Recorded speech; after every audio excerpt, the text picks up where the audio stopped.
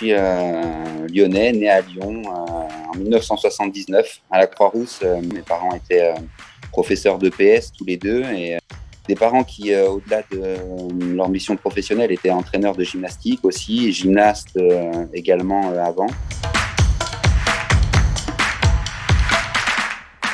Je m'éclatais dans le judo, je l'ai pratiqué pendant quelques années, je m'éclatais à l'escalade, mais c'est à la gym où, d'une manière très personnelle, j'avais le plus de sensations qui me donnaient goût à la pratique, parce que on rebondissait dans tous les sens, on faisait des saltos, on suspendait au bar, on lâchait la barre, on la rattrapait.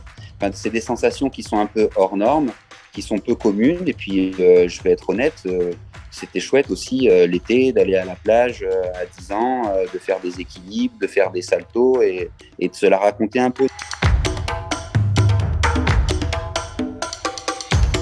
C'est très exigeant parce qu'on s'entraîne environ 5-6 heures par jour, environ 6 jours sur 7. On prépare les Jeux Olympiques, il faut une dizaine d'années pour préparer cette compétition. Pour moi, c'était un privilège que d'être sportif de haut niveau, que de m'engager au quotidien dans cette pratique que j'aimais tant.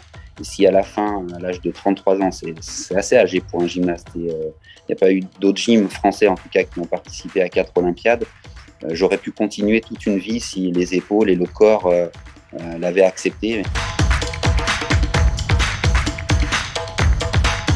C'est mon jubilé. En 2013, quand j'arrête ma carrière et que j'organise un jubilé, ça n'existe pas en gym.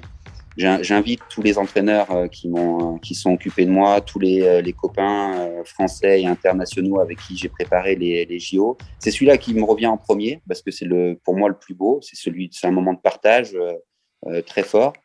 Et si je vais dans la logique sportive et la performance, c'est mon premier titre européen à Milan en 2009 parce que j'ai dû faire 4, 5 ou 6 fois deuxième. J'étais le tout leader de la gymnastique. Je n'arrivais pas à gagner ce titre européen.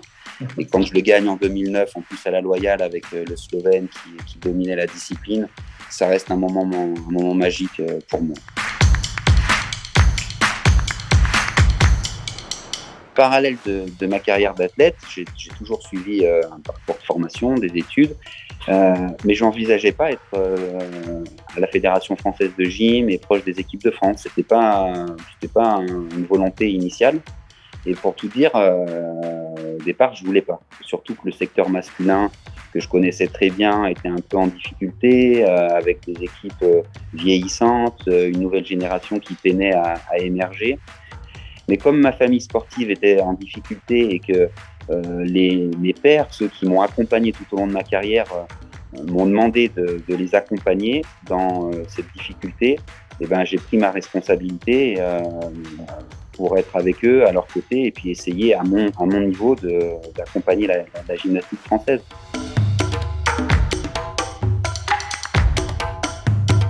C'est une histoire de rencontre.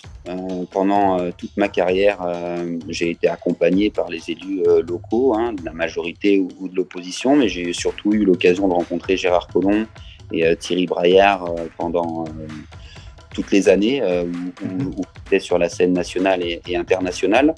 Et j'ai été élu 2 années sportif lyonnais de l'année.